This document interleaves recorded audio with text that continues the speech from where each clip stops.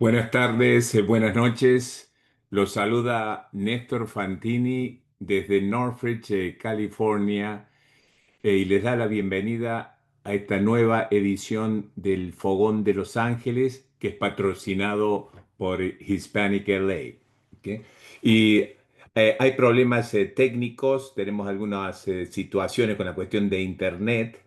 Así que si desaparezco, ya saben por qué, ¿ah? Pero vamos a tratar de reconectar inmediatamente, ¿ah?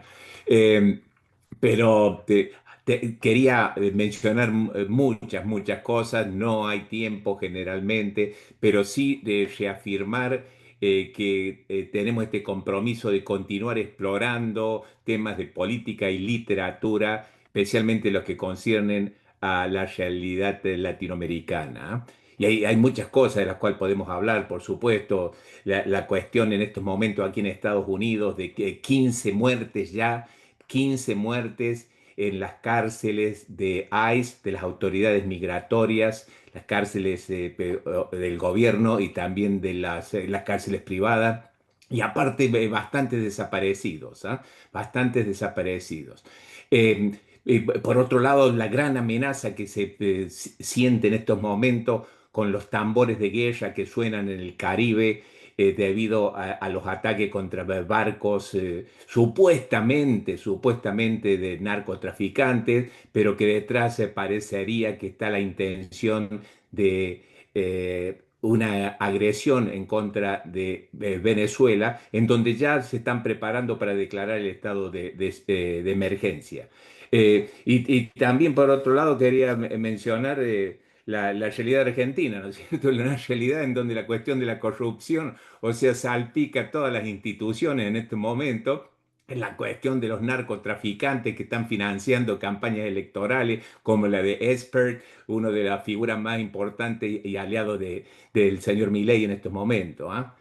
Pero, aunque no sea América Latina, algo que creo que los concierne a todos los latinoamericanos, que es algo global, es la cuestión de Gaza, que no puede ser ignorada en ningún ámbito, en ningún foro en este momento, creo. Y las últimas noticias que recibimos son de que el último de los barcos, el 40 bueno, el número 42, el último de los barcos de la flotilla la flotilla Sumua que iba camino a Gaza en una misión humanitaria, ya fue interceptado por los genocidas de las fuerzas de defensa israelí y que en este momento aparentemente estarían detenidos. Eh, Casualmente Hispanic LA publicó ayer una carta de uno de los tripulantes en esta flotilla, David Adler, que fue republicada por el filósofo Franco Bifo Berardi a nivel mundial. Y dice en parte, hoy les escribo una carta muy personal, una carta sobre lo que significa para mí ser judío, en una misión que llegará a la zona roja durante Yom Kippur, el día más sagrado del calendario judío. Y continúa y hace referencia al genocidio que se está concretando, que continúa en Gaza. Algo intolerable, algo inaceptable que realmente me hace hervir la sangre en este momento. O sea que hay muchos temas, como les decía, que se pueden tocar. Saltamos directamente. Aquí lo veo a Gabriel, el otro coeditor de Hispanic LA y fundador de Hispanic LA. Así que si quiere decir algo, Gabriel, lo veo Un muy... saludo y para contarles que en los últimos 3 meses Hispanic LA ha tenido un crecimiento vertical en la cantidad de visitas. Tuvimos en el mes de septiembre más de 60.000, lo cual ya nos ubica como un sitio no pequeño sino mediano. Y es por la mezcla de información, opinión y firmeza que tenemos en las publicaciones que hacemos. También quería decir que vamos a estar subiendo a una sección especial que ya existe, pero no está poblada, los los eventos pretéritos del fogón y también de manera tal que quede para, diría para la posteridad, pero que quede para la gente que lo quiera visitar en los próximos tiempos. Bueno, gracias y adelante, Néstor. Ok, muchas gracias, Gabriel. Y por supuesto tenemos que también saludar a los miembros del panel, Máximo Carneluti de México, Bruno Lima Rocha en Brasil, Raúl Yarul en El Salvador, Ricardo Corso Moreno en Venezuela, Carlos Cojan en Estados Unidos y Pablo Balustra en Argentina. Y le paso el micrófono a Mariano de Sarabia, que es el coordinador de política de este evento. ¿Ah? Y después, por supuesto, viene Adriana Brief con el segmento de literatura. Gracias, pues, Mariano, adelante, por favor. Bueno, muchas gracias, Néstor. Espero que se escuche bien. Saludos a todas y a todos. Gracias por lo que dijiste, también sobre Palestina, y gracias a Gabriel por el anuncio, porque realmente muchísima gente a mí me pide eso, gente que a lo mejor no puede estar el viernes en directo y pide poder ver los fogones en otro momento. Así que es una muy buena iniciativa, los felicito y bueno. En este fogón, que es una reunión de amigos, como siempre dice Néstor, que hay gente desde Canadá hasta la Patagonia. Hoy dedicamos el fogón a Chile, al pueblo hermano, a Chile, así como en otro momento hemos dedicado un viernes a Brasil, a El Salvador, a México, a distintos países. Elegimos Chile porque está inmerso en un proceso electoral. Va a haber primera vuelta el 16 de noviembre. Si no hay un ganador, habrá una segunda vuelta el 14 de diciembre. Y bueno, tanto en la primera hora de Sociedad y Política como en la segunda hora, coordinado por Adriana de Cultura, vamos a tener a dos invitados muy talentosos, muy prestigiosos, muy amigos, muy compañeros que son Jorge Baradit y, y Francisco Letelier. Bueno, de Jorge tengo que decir que ya lo tenemos aquí, que ya lo veo. Antes de darle la palabra, quiero decir dos palabras sobre él. Primero, que es un amigo, es un compañero, una persona muy militante de las causas sociales, de las causas justas, a nivel internacional también, de la causa latinoamericanista. Es escritor, es historiador, artista polifacético, yo diría, porque nació en Valparaíso, pero en su juventud fue un músico de punk rock.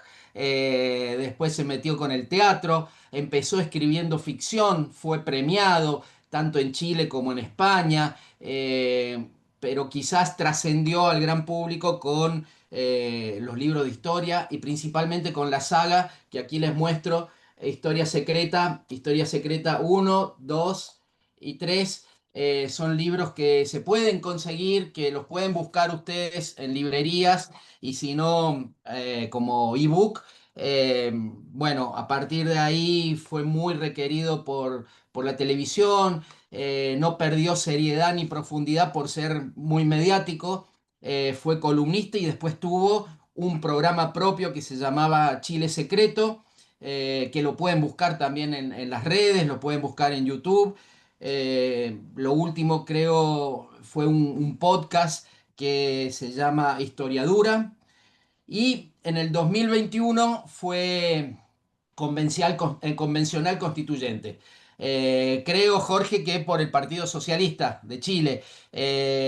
Y bueno, tuvo una experiencia maravillosa con la convención constituyente, que ustedes saben después fue rechazada en plebiscito, pero eso también le permitió escribir esa experiencia, contarlo en formato audiovisual, etcétera, etcétera.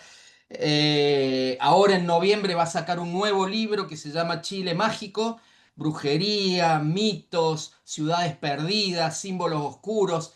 Es muy interesante porque es muy ameno de leer, pero como les decía, es muy profundo, va al tuétano, va a lo esencial de la historia de Chile y para entender la región también. Y desde hace, creo, una semana o 10 días, es también el director del Parque Cultural de Valparaíso, que es diríamos los argentinos, un centro de memoria, un lugar donde se torturó, donde se violaron los derechos humanos durante la dictadura de Pinochet y que el pueblo chileno lo transformó en un lugar de memoria, en un centro de memoria y de cultura, ¿no? Donde se hace teatro y distintas actividades. Él es el director, así que, bueno, siempre inquieto. Yo le daría la palabra para que nos dé un pantallazo de cómo está Chile a un mes y medio, sí, a un mes y medio, un poquito menos, de las elecciones de la primera vuelta, donde, bueno, un candidato de extrema derecha como José Antonio Kast y una candidata de izquierda como Janet Jara son los principales que asoman en las encuestas. Jorge, bueno, hay compañeros y compañeras de toda Latinoamérica que te escuchan y estábamos muy contentos de tenerte con nosotros.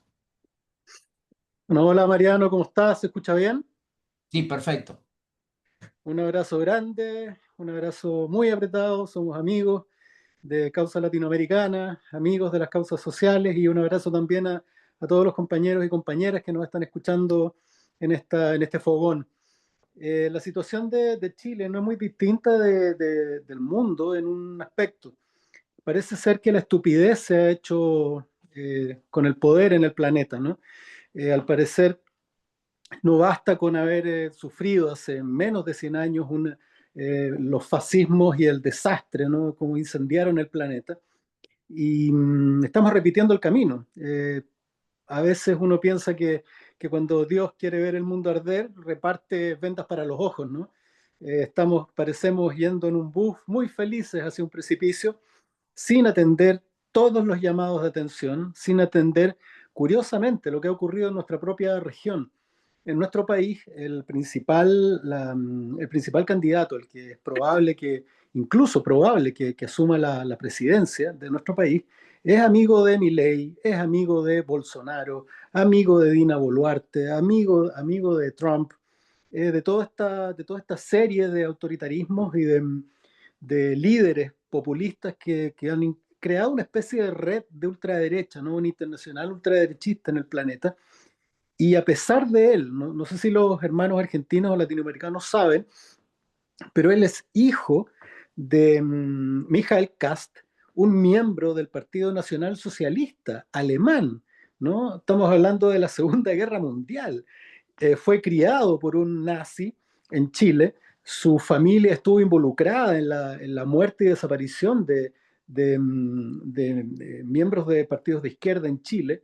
Él fue pinochetista, él reivindica la dictadura, no tiene ningún problema en indicar que reivindica las políticas sociales, las políticas económicas, y aún así, a pesar de todo lo que sufrió nuestro país, a pesar de todo lo que tuvieron que pasar hermanos chilenos, argentinos, a pesar del Plan Cóndor, a pesar de las torturas, de las mujeres que perdieron a sus hijos, no solo porque fueron asesinadas durante el embarazo, como ocurrió mucho, ¿no? En nuestro país al menos, sino además por estos secuestros. Hoy día nosotros estamos recién desde hace un par de años visibilizando algo que las madres de la Plaza de Mayo tienen claro hace mucho tiempo, que hubo además un tráfico de niños robados a sus familias durante la dictadura. A pesar de todo eso, nuestro país, de algún modo que nos resulta incomprensible, está optando por esta posibilidad.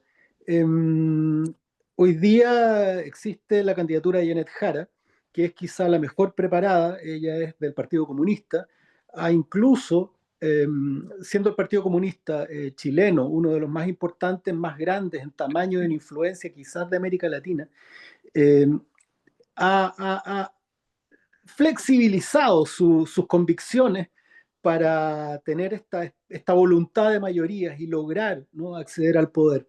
En un país que es extraordinariamente anticomunista, un país que durante más de 100 años ha bebido de la cultura del anticomunismo, promovida por prensa, radio, televisión, en un país como el nuestro que desgraciadamente no cuenta con medios alternativos.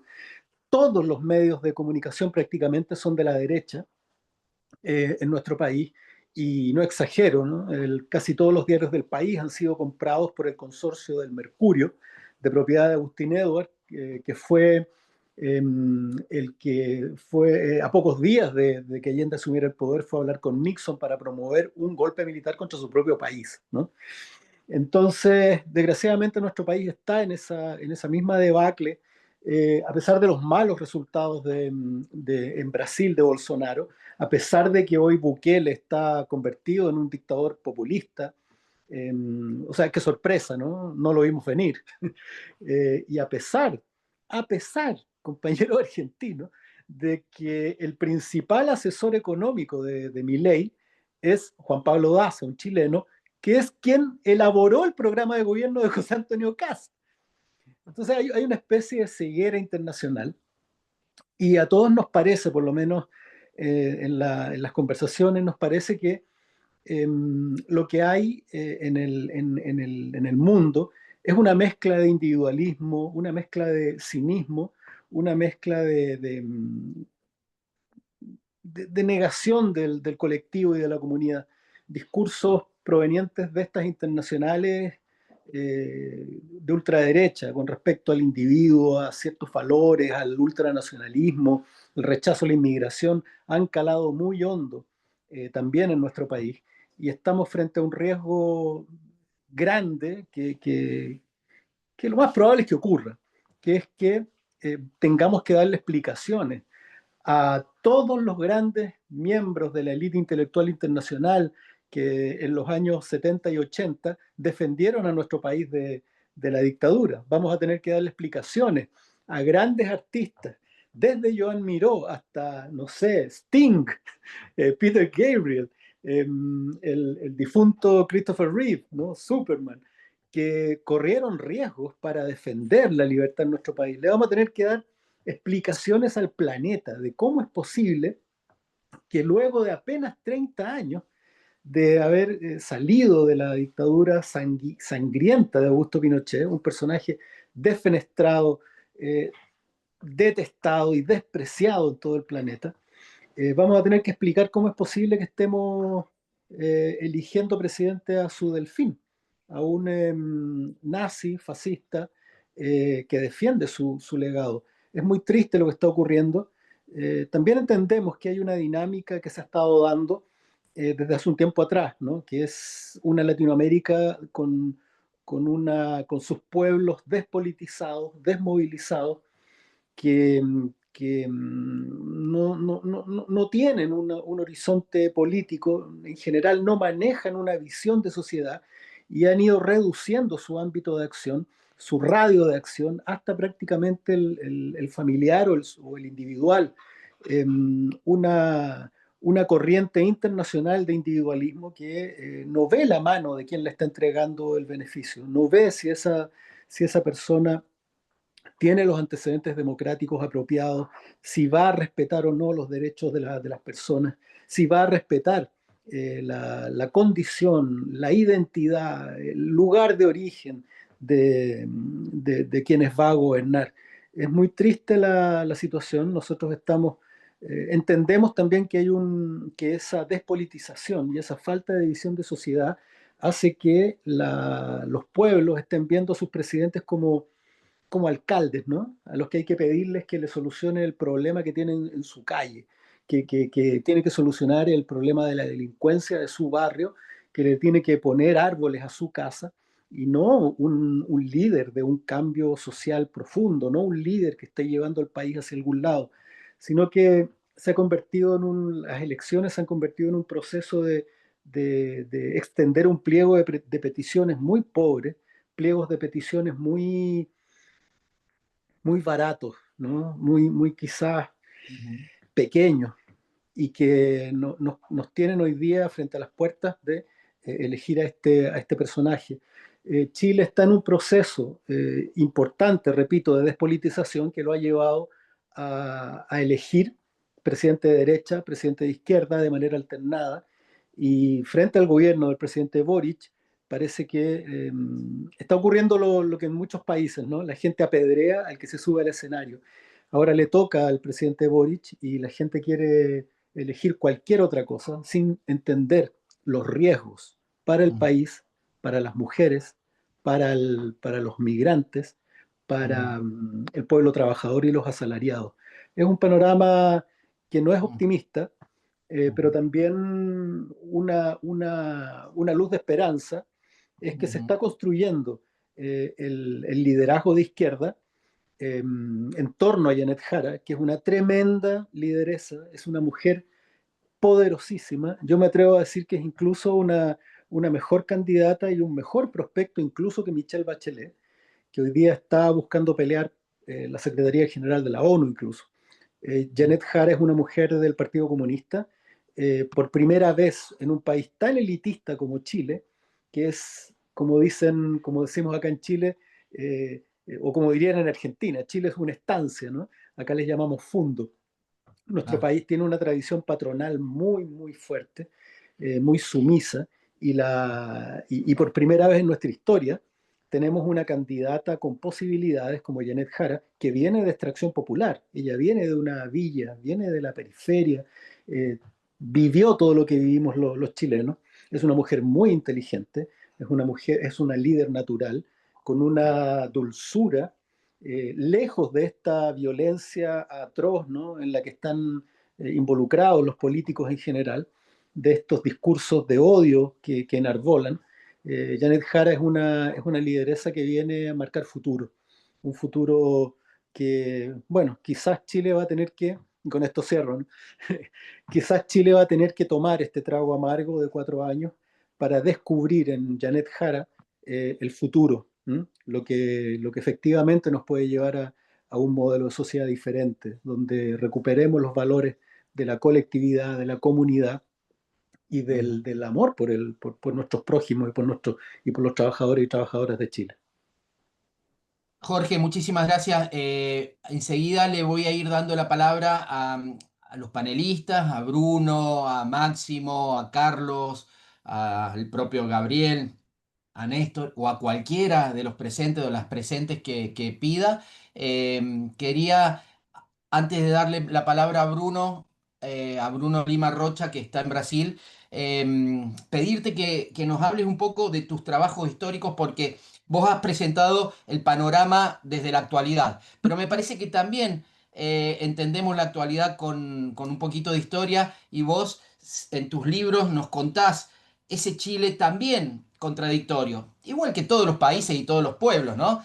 Vos nos Sí, contás lo que pasaba en las oficinas pampinas de los mineros, de los salitreros, en la masacre de Santa María de Iquique, en las otras masacres del Norte Grande, ese pueblo luchador, no solo trabajador y sufrido, sino luchador, ese pueblo mm, que inauguró en el mundo algo como la vía democrática al socialismo, que era tan novedoso, ¿no es cierto? Ese pueblo que en el 2019 salió a la calle y dio vuelta a todo a partir de la lucha de los estudiantes secundarios, pero también esto que decís vos, ese Chile del feudo, ese Chile oligárquico, ese Chile racista con los pueblos ujú. originarios, que siempre se creyó fuera de Latinoamérica.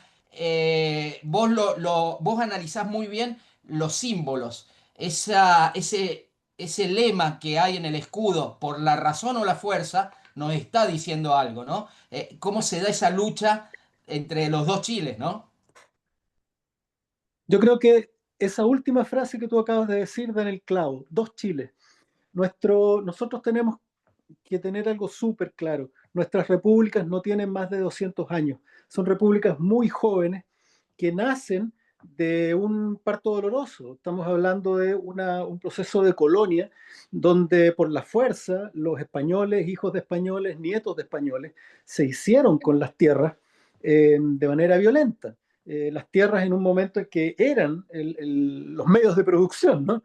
Los grandes territorios, los grandes latifundios que sentaron a su vez las bases del poder. Entonces en Chile, al igual que como en el resto de Latinoamérica, tenemos en nuestra historia ese momento donde las ciudades eran unas ciudades fortificadas, ¿no? Estas empalizadas donde adentro de esa ciudad estaba Chile, adentro de la ciudad, y afuera estaba el caos, ¿no? La barbarie, como dicen también en Argentina, esta mezcla entre civilización y barbarie. Eso ocurrió en toda Latinoamérica, en Chile también. Entonces fueron creciendo estas ciudades, mientras que afuera estaba el pueblo llano, afuera estaban los mestizos, los esclavos, los indígenas, los mapuches, todos vivían fuera de la civilización. Al interior de esas empalizadas se administraba el territorio, enormes paños de territorio, gigantescos paños de territorio que repartían riquezas y permitían espacios civilizados solamente a ellos. Eso no ha cambiado mucho, son solo 200 años desde la idea de república, y en nuestro país por lo menos ¿Qué te pasa? hubo una diferencia importante con respecto al resto de América Latina. Las independencias en América Latina fueron el inicio de grandes procesos de agitación interna, golpes de Estado, sobre golpes de Estado. Los países, al interior de los países habían sectores que entraban en conflagración con otros. Fueron partos dolorosos. A diferencia de aquello, en nuestro país, muy rápidamente la misma oligarquía que gobernaba con los españoles eliminó a los jóvenes militares, ¿no? A los jóvenes libertadores con mucha velocidad, y se instaló nuevamente en el poder. En nuestro país solo cambiamos de nombre. Antes éramos, qué sé yo, el Reino de Chile, y rápidamente pasamos a ser República de Chile, gobernado por los mismos. No fueron los emancipadores, los republicanos, quienes tomaron el poder. Rápidamente, no más de 10 años después, teníamos los mismos nobles, solo que ahora se llamaban a sí mismos chilenos, gobernando. Y esa especie de incesto entre la justicia, los tribunales, las fuerzas militares, las fuerzas políticas,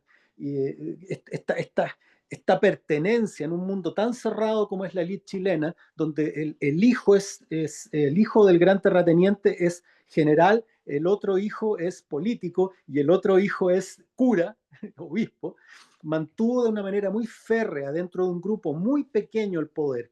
Y Chile utilizó desde siempre a las Fuerzas Armadas como el brazo armado. Nunca tuvimos un ejército que se pusiera del lado del pueblo, o que apoyara algún tipo de reivindicación. Siempre tuvimos el fantasma del brazo armado de la oligarquía, que es nuestro ejército, sobre las reivindicaciones sociales. Entonces, de algún modo, la diferencia que tuvimos, que Chile, la particularidad que tuvo Chile en su proceso independentista, fue que rápidamente la misma oligarquía española, noble, tomó el control, y digamos que hasta el día de hoy hay una anécdota atroz, ¿no? En nuestro país existe una especie de dinastía política que es de apellido Larraín, que son dueños de medios de producción, dueños de grandes latifundios desde la colonia. Y nunca, desde nuestro primer congreso en el año 1811, nunca ha dejado de haber un Larraín en el Senado, en la Cámara de Diputados chilena. Nunca, siempre han estado presentes. Siempre han estado presentes los Undurraga, los Subercasó, todas esas mismas marcas de vino que ustedes escuchan que vienen de Chile, son las mismas que nos gobiernan desde siempre. Entonces, la historia de nuestro país es efectivamente la historia de una estancia, la historia de un fundo o de una oficina salitrera. Chile sigue siendo ese agujero desde donde se saca cobre, ese bosque desde donde se corta madera, o esos campos agrícolas desde donde se saca fruta. Cuando fuerzas populares tomaron el poder o el control de la presidencia por primera vez en 1939, vino un periodo donde Chile buscó industrializarse, diversificar su producción, el mismo modelo de desarrollista de otros países de América Latina, pero ese proceso fue rápidamente cortado, ¿no? De hecho, es una de las grandes modificaciones que hizo Pinochet, eliminar el proceso industrial, porque el primer mundo no quería competencia. El primer mundo no quiere que Chile o que otros países de Latinoamérica sean algo más que campos de donde sacar materias primas.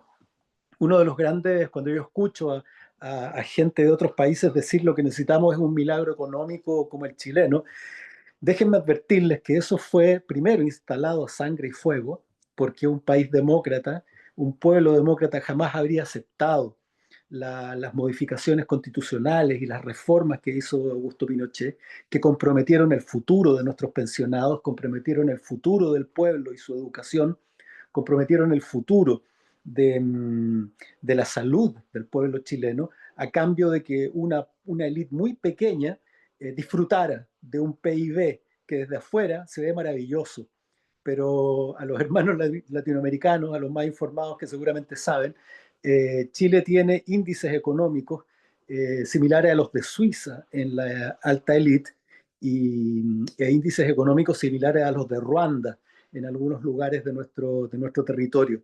Entonces, la historia de nuestro país es quizá paradigmática en ese sentido. Es qué significa ser una colonia exitosa en América Latina. Y significa que la élite tome el control de un país, que tome el control del ejército y que administre el territorio como una zona de extracción, minera, maderera, frutícola o agrícola.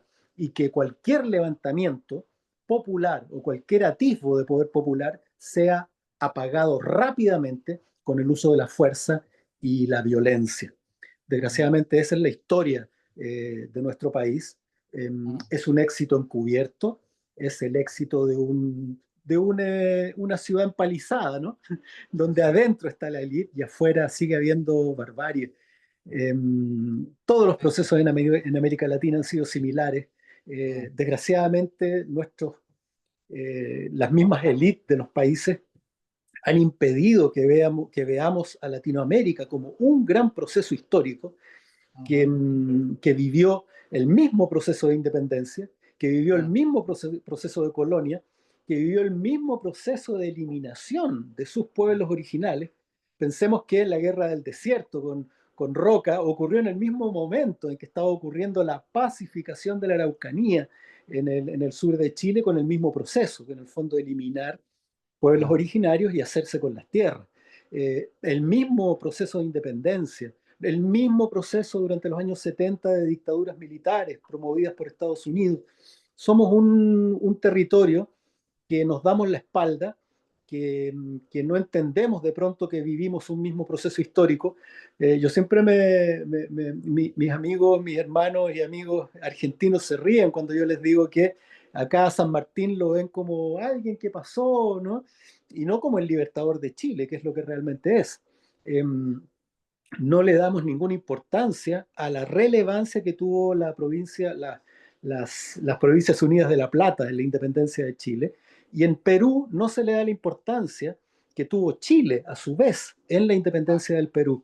Nos han enemistado de manera artificial y no hemos tenido las herramientas o no hemos sabido saltar esa dificultad y convertirnos en lo que somos, ¿no? La famosa patria grande.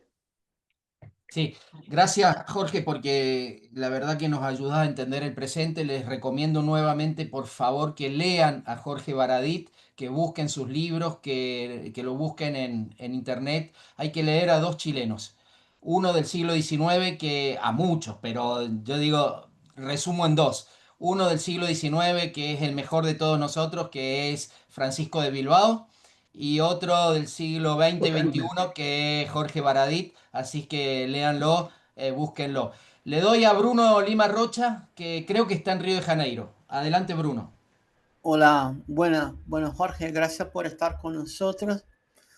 Yo tengo una pregunta bastante delicada y desde el paso digo que conozco un poco la política chilena, conozco un poco más a la izquierda, conozco la cultura callejera de la izquierda chilena, que es muy agresiva y poco orgánica, o sea, capaz que compartimos virtudes y críticas.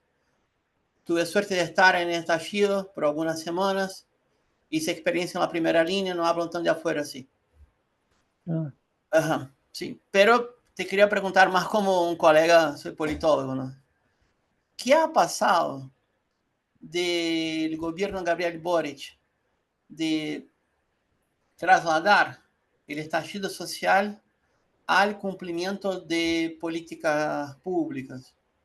Yo conversando con colegas chilenos periodistas, me dicen que hubo un incremento bastante importante en el salario mínimo, creció mucho, se mejoró, se prolijó mucho la salud pública, pero está esta percepción como que hay un conjunto de políticas públicas que cambia la realidad cotidiana, o eso queda masacrado, por así decir, por el volumen de fake news y de desinformación de los medios oligopolistas. Si usted me permite, otra pregunta. La UDI y Renovación Nacional están agotadas como fuerza política, de modo que hay que generar una nueva extrema derecha, o sea, más de lo mismo con otra estética, algo así. Son dos preguntas, pero disculpa si me alargué mucho. Muchas gracias. No, muchas gracias, Bruno, y te agradezco por haber estado en Chile y en esas circunstancias. Fueron días de mucha esperanza. Es muy difícil explicarle al resto del mundo lo que pasó en el estallido social y lo que vino después, pero voy a intentarlo, voy a intentar ser conciso. Nuestro país, hay una izquierda intelectual, hay una izquierda educada, hay una izquierda que aún mantiene a Allende en el corazón y la idea de una sociedad distinta. Pero lo primero que hay que decir es que Chile es un país tremendamente institucional, es muy institucional, respeta mucho el Estado, respeta las instituciones, incluso las Fuerzas Armadas, a pesar de todo, hay mucho respeto por carabineros. Es una sociedad bastante ordenada, y nosotros diríamos ordenadita, así como los alumnos que son mateos, les decimos acá a los alumnos que se sacan mejores notas, esos que son quizás no son un poco aburridos, que usan lentes, que están calladitos en la sala, un poco así son los chilenos en el contexto latinoamericano, somos bien grises y aburridos a veces. Entonces, te lo quiero ejemplificar, quizás durante los años 60, durante la efervescencia del proceso cubano, durante la aparición incluso de grupos que reivindicaban la lucha armada en nuestro país, se hizo una encuesta en 1969, un año antes de la elección de Salvador Allende, entre trabajadores de la construcción. La Universidad de Chile hizo esta encuesta, y cuando preguntaban en el auge de la vía armada, ¿de qué manera creen ustedes que se tiene que construir esta nueva sociedad? ¿No? Salir del latifundio, hacer la reforma agraria. Y fíjate que más del 70% de los obreros de la construcción de Santiago de Chile respondieron que a través de la democracia, no a través de la vía armada, no a través de tomarse los medios de producción, no a través de vías que estaban muy en boga y que se veían posibles en ese momento. No es raro que Chile haya propuesto esta idea novedosa del socialismo democrático, ¿no?, de Salvador Allende. No es raro porque nuestro país es muy institucional. Eso como primera cosa. Yo les cuento a veces a algunos amigos argentinos que quizás antes del estallido, unos años después del 2000, cuando uno hacía una manifestación, cuando uno se juntaba para hacer estas largas marchas, estas protestas contra el gobierno, los líderes se reunían con el gobierno y conversaban con el gobierno y miraban el mapa de la ciudad y decían, mire, sería bueno que nos fuéramos de aquí hasta allá, de aquí por acá, porque así no interrumpimos tal cosa. Y yo siempre cuento como anécdota que estuve en una manifestación que se detuvo en una luz roja, ¿no?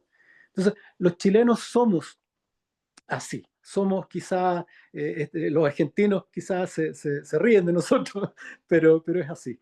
Entonces, no es raro también que un estallido social de la violencia y de la virulencia que vivimos durante el 2019 se haya resuelto también a través de una vía institucional con una velocidad bastante grande, ¿no? Antes de un mes teníamos ya un proceso institucional de redacción de una nueva constitución, y se mantuvieron los plazos a pesar de la pandemia. Dentro de lo mismo, y producto de esto, hubo una especie de situación que los intelectuales de izquierda no vimos durante el estallido, y es que este país votó en un 80% por un cambio de la constitución de Pinochet, pero lo que no vimos era qué era lo que querían cambiar. Y como la sociedad, como la izquierda, pudo fácilmente tomar el control, o por lo menos el control simbólico del estallido, nosotros veíamos fotos de Allende, imágenes que tenían que ver con la Unidad Popular, pensábamos que era un estallido de izquierda. Pensábamos que era Chile retomando el camino de la Unidad Popular, y trascendiendo la instalación de esta institucionalidad pinochetista. Sin embargo, 17 años de dictadura y 30 años, 30 años de gobierno de una concertación que no motivó la creación de poder popular, sin duda, ¿no? Y que no motivó la participación comunitaria del pueblo de Chile en el gobierno, lo que tuvimos fue un país, nuevamente, como comentábamos delante, despolitizado, que salió a la calle, y esto es el diagnóstico terrible que yo saqué después, un país que en realidad no salió a pedir una nueva sociedad, sino la solución a sus problemas específicos. Fue un conjunto de chilenos que votó 80% porque querían cambiar su condición particular. Salió a pedir, después lo pudimos incluso comprobar, salió a pedir participación de las utilidades del modelo, en el fondo. No una sociedad más democrática, socialista o qué sé yo. Entonces, cuando algo que también afuera no se sabe mucho, los convencionales constituyentes fueron elegidos por voto voluntario. Es decir, solamente las personas interesadas en política fueron a elegir convencionales constituyentes. Y la efervescencia llevó a que esos elegidos fueran en su mayoría de izquierda. Pero cuando nosotros redactamos la Constitución electos, ¿no? Electos por un electorado mayoritariamente de izquierda, no nos dimos cuenta que luego el plebiscito para aprobar o rechazar la Constitución estaba como con voto obligatorio. Y ahí concurrieron una enorme cantidad de otros chilenos obligados, que no habían participado políticamente, y votaron de otra manera. Votaron en función de sus intereses, votaron en función de me interesa este artículo de la Constitución, pero los restantes 300 en realidad no me interesan. O yo no quiero que los mapuches tengan solución a sus problemas, yo quiero solución a mis problemas. Yo no quiero que las mujeres obtengan esos beneficios, yo quiero beneficios para mí. Esa sociedad individualista y despolitizada, no creo yo, no vio la Constitución como un producto de su interés. Y lo que ocurrió después como rebote, al ser rechazada la Constitución, cuando ya estaba electo Gabriel Boric, vino el proceso de recambio del Congreso.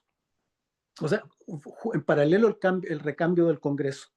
Y Gabriel Boric ha tenido que gobernar con un Congreso en contra, un Congreso en su mayoría de derecha o de centro derecha, totalmente en contra, porque además, producto del estallido social, se produjo una polarización y los partidos de derecha chilenos no le perdonaron nada a Gabriel Boric, no le perdonaron haber participado en el estallido, y no le perdonaron el haber impulsado incluso la acusación constitucional contra Piñera, que lo podría haber convertido en el primer presidente destituido democráticamente de nuestra historia.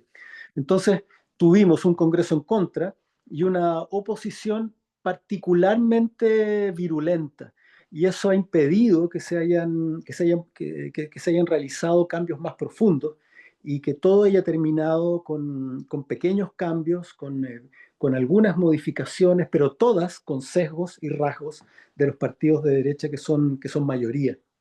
El gobierno de Gabriel Boric, yo no estoy estableciendo un hecho nada más. No hago una defensa de su gestión, solo establezco ese hecho. Ha gobernado con mucha dificultad, ha gobernado con una derecha, ultraderecha en el fondo, porque, como tú bien dices, la derecha con la que históricamente la Concertación conversó y llegó a lo que se llamaba la política de los acuerdos, que era conversemos estas cosas, no nos agarremos a patadas, sino que conversemos y lleguemos a soluciones intermedias. Bueno, la ultraderecha, que en el fondo, oh sorpresa, repitió la historia de comerse a la derecha tradicional, ellos son unos mini Trumps, ¿no? Son mini Mileys, muy llenos de odio, de ganas de destruirlo todo, de una coherencia, perdón, de una incoherencia que es imposible de seguir. Me parece que nuestro país está, te repito, inmerso en un debate muy difícil, porque se habla de que Chile está expuesto a los extremos, ¿no? Que por un lado tiene una candidata a la presidencia del Partido Comunista y por el otro lado tiene un candidato de la ultraderecha. Eso podría parecer una disputa de extremos, pero la verdad es que el espectro político chileno está muy corrido hacia la derecha. Y lo que en algunos países se entiende por Partido Socialista, en nuestro país es prácticamente de centro derecha. Hace un tiempo atrás llegó a Chile un británico que se volvió columnista y él decía, las políticas thatcherianas, ¿no? Thatcherianas, sí, que yo podría haber apoyado o no, en Chile me habrían convertido en una persona de izquierda. Chile es un país muy desplazado hacia la derecha, donde alguien como José Antonio Kast no tiene problema en autodefinirse como de derecha, o que una persona como Evelyn Matei o Sebastián Piñera se puede autoproclamar de centro derecha, sin ningún problema, siendo neoliberales, apoyando el golpe militar, no tienen ningún problema en autodenominarse de esa manera. Y Janet Jara, siendo del Partido Comunista, eh, está muy, muy corrida hacia el centro. Entonces, no es un país polarizado Chile, eso es falso. Es un país que está muy corrido hacia la derecha, producto no solo de la derrota en el proceso de la nueva constitución, sino también producto del manejo de los medios de comunicación, que son, como te comentaba antes, de propiedad de la derecha y de la ultraderecha, y que no tiene contrapeso alguno, ¿no? Hoy día, hace unos pocos días, se supo que José Antonio Kast es quien maneja su comando, es quien maneja enorme cantidad de ejércitos de bots. Se hizo una investigación que arrojó nombres y apellidos de personas que participan de granjas de bots que atacan violentamente al gobierno, pero no es mucho lo que ocurre. No es mucho lo que ocurre. En Chile operan lógicas como la de Steve Bannon hace mucho tiempo, sin ningún contrapeso. Durante la convención nosotros no teníamos dinero para promover nuestra visión de lo que debía ser la nueva constitución, y la derecha tenía dos consorcios periodísticos, tenía canales de televisión, tenía prácticamente todas las radios del país y un enorme ejército en redes sociales, porque en nuestro país, a diferencia de otros países, en nuestro país no existe el empresario de centro izquierda, el empresario como existe en Francia o como existe en Italia, ¿no? Acá todos los multibillonarios chilenos son de ultraderecha, ultraconservadores y financistas de campañas de este tipo, ¿no? No por nada fueron ellos, no el ejército chileno, fueron ellos los que planearon y invitaron a Estados Unidos y al ejército chileno a dar un golpe de Estado contra Allende. Jorge, nos quedan, ya tendríamos que ir cerrando para pasar al segmento cultural, pero quería darle la palabra a Máximo Carneluti, que creo que quería hablar y además desde el fogón pasado había quedado pendiente una participación. No sé si quiere preguntar Máximo desde México, y si no, Agustín Durán y Pablo Balustra están también preguntando. Máximo, ¿querés? No, no, mejor paso la palabra a Carlos Coan. Perfecto. Carlos, ¿tenías una pregunta, Carlos? Máximo, no, por favor, adelante si quieres comentar algo, porque sé que vos querías comentar la vez pasada. Estás en mute. Perdón, sí, eso fue hace un mes, pero era otro argumento y por un malentendido aclarado. Muchas Ah, gracias. bueno. Bueno, hay un par de preguntas, creo, en el chat también. Lo que yo voy a decir es muy breve. Primero que nada, lamento haber llegado tarde por trabajo, no pude llegar a tiempo. Espero que lo estén grabando esto. Quisiera escucharlo de vuelta. Jorge, es muy lindo, muy refrescante escuchar lo que dices, porque yo soy de Argentina y eso de que las familias tradicionales, oligárquicas, mandaban un hijo a la escuela militar, otro para ser obispo y otro para ser político, es exactamente igual. Es la historia de la oligarquía argentina. Y lo otro que tú comentaste de que el modelo para América Latina es productor de materias primas es absolutamente cierto, ha sido así. Eh, es interesante que se sabe de Bolívar, de San Martín, pero no se sabe mucho de las ideas de esa gente. Y esta gente hablaba de la patria grande. En Argentina hubo un caudillo, Artigas, que hablaba de la patria grande y a mí me emociona, me encanta escuchar otra gente de otros países de América Latina hablando de la patria grande. Así que te agradezco también eso. Sí, Argentina está transitando ahora de vuelta las políticas oligárquicas impuestas de Estados Unidos. eh, y también está corrida a la derecha desde mi punto de vista, pero yo siempre tengo la esperanza de que eso va a cambiar. Está fracasando de manera tan brutal el modelo que pienso que va a haber un cambio. Nada más. Gracias, gracias, Carlos. Rápidamente, Pablo Balustra dice, respecto de lo que expone Jorge de la visión de los partidos de derecha chilena, yo recuerdo las palabras de la esposa de Piñera.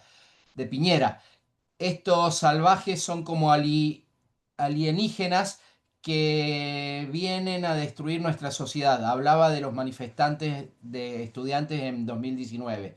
Y Agustín Durán, desde Los Ángeles, creo que estás, Agustín, o en California, Ángeles, en Los Los Ángeles. Ángeles.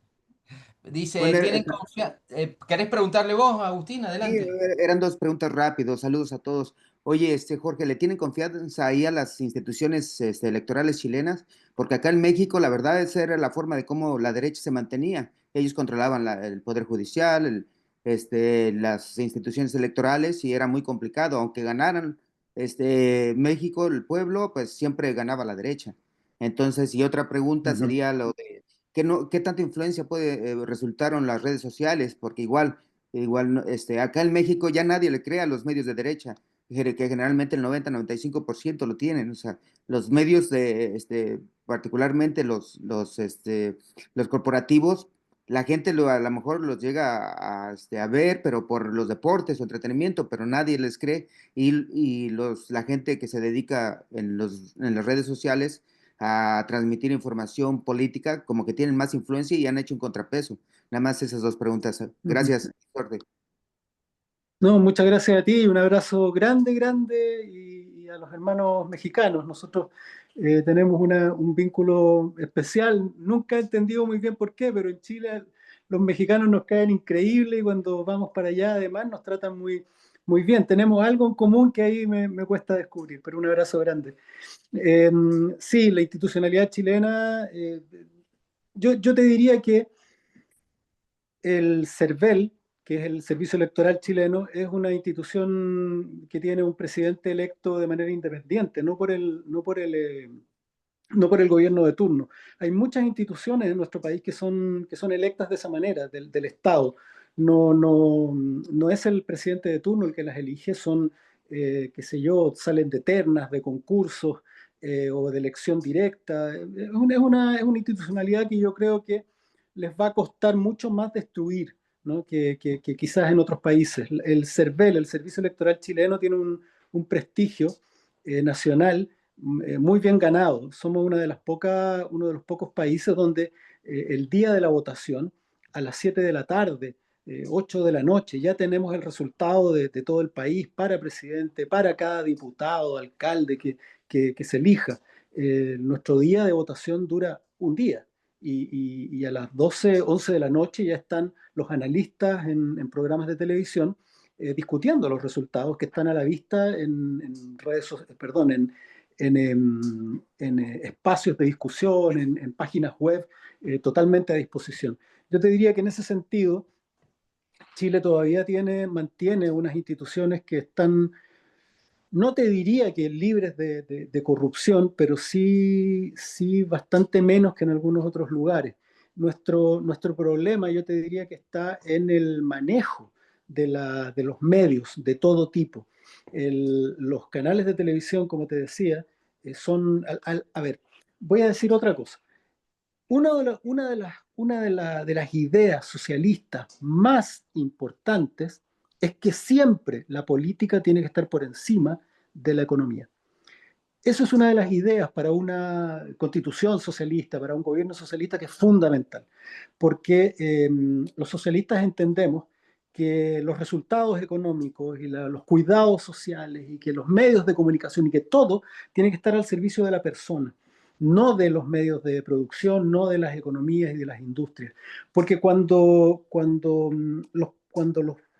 los empresarios o los multiempresarios, los grandes empresarios toman control de la agenda política, toman control de los medios de comunicación, se tergiversa y se va al carajo todo, ¿no? Entonces, porque ya entonces no son los criterios de solidaridad, no son los criterios de humanidad los que gobiernan, sino que gobierna el mercado. Y el mercado no es ni más ni menos que quién tiene más, quién tiene menos, y el que tiene menos se jode. Entonces, en Chile, a pesar de la institucionalidad poderosa, estructurada, que ha logrado construir con el tiempo, y de un pueblo que la defiende, a pesar de eso, es un país que está dirigido y gobernado por grandes multiempresarios con un poder económico. O sea, piensa tú, Chile tiene 19 millones de habitantes, hay ciudades en México que tienen mucho más que eso, y sin embargo tiene nombres de millonarios en la lista Forbes. O sea, es un país diminuto y aún así la concentración del poder económico es tan grande, tan violenta, que salimos en la lista Forbes. Entonces, si bien la institucionalidad chilena es fuerte, tenemos ese problema. Hay un control tan grande de la política, de los medios de comunicación, de los grandes multimillonarios, que se hace muy difícil, ¿no? Y ocurre que cuando la institucionalidad chilena no les sirve, bueno, a lo largo de nuestra historia se ha demostrado que lo que hacen no es cambiar ni manejar la institucionalidad, sino destruirla, ¿no? Destruirla. Con golpes de Estado, con grandes masacres, con intervenciones violentas, grandes. Estamos hablando de que bombardearon con jet de combate el Palacio de Gobierno, ¿no? No pudieron sacar al presidente usando la corrupción, tuvieron que sacarlo usando las armas. Entonces tenemos esta doble situación en nuestro país. Una institucionalidad muy firme, con un pueblo que la respalda, pero una sociedad que está dirigida no por la política, que es la que se supone que tiene que ver por la gente, sino por la economía, ¿no? Que es un poco el futuro que se viene terrible para el mundo, que no esté gobernado por las democracias, sino que esté gobernado por las grandes corporaciones. Y eso es espantoso porque los países no son empresas, ¿no? En las empresas tú puedes echar la gente que, comillas, no sirve, echar a la gente que no es tan eficiente, echar a un tipo si tiene alguna discapacidad, echar a mujeres si él cree que no sirven o no están capacitadas, pero en un país no. En un país es para todas y todos. Y desgraciadamente, cuando este mundo está llegando en este momento a una concentración de poder económico tan grande, son esos criterios atroces e inhumanos los que están gobernando los destinos del planeta. Se vienen tiempos oscuros, pero yo estoy confiado en que quizás después de esos tiempos oscuros surjan los liderazgos que muestren y que sean capaces de orientar toda la energía negativa que se va a crear, ¿no? Estamos hablando de que el planeta quizás tenga que pasar por unos 10, 20, quizás incluso 30 años antes de que pueda retomar la senda de movimientos, partidos políticos o movilizaciones sociales o poder popular que vuelvan a mirar hacia una sociedad socialista. Hoy día lo que más podemos aspirar es a resistir la entrada del fascismo, a no perder los derechos laborales ganados, a no perder los derechos ganados por las mujeres y por las minorías, y resistir un mundo hiper individualista que ya le importa un carajo al que tiene al lado. Por eso que estos son tiempos, compañeros, de resistencia, son tiempos donde endurecer más las convicciones y tener aún más el corazón puesto en guardar esa llama de humanidad para un futuro que estamos seguros que va a ser mejor. Pero antes hay que aguantar una lluvia que no es menor. Jorge, muchísimas gracias. Gracias. Creo que todos y todas estamos emocionados por tus palabras. Les insisto, lean los libros de Jorge Baradit, búsquenlo a Jorge Baradit en las redes, lean a Francisco de Bilbao, el Evangelio Americano. Es el creador del término o del concepto América Latina o Latinoamérica. Exacto. Así que imagínense si es importante Francisco de Bilbao, este chileno del siglo XIX. Y también pongan un ojo en Chile porque, como decía Néstor, con el conflicto palestino, con el genocidio que se hace en Palestina, Chile es importante porque es la principal comunidad palestina fuera de Medio Oriente. Así que eso también influye en la política interna de Chile. Jorge, gracias. Y bueno, sería hermoso tenerte en alguna otra oportunidad. Muchísimas Yo gracias. encantado. Feliz, Mariano. Desgraciadamente yo me tengo que retirar, no los puedo acompañar más, pero un abrazo grande a todos, compañeros queridos de Latinoamérica, y nos vamos a seguir viendo, porque un amigo me enseñó un dicho, que no sé si es un dicho argentino o español, que dice, arrieros somos y en el camino nos veremos, ¿no? Así que somos del mismo lugar, somos del mismo lado de la historia, nos vamos a seguir encontrando y conversando. Un abrazo enorme, que estén muy bien. Gracias, Jorge. Abrazos. Le doy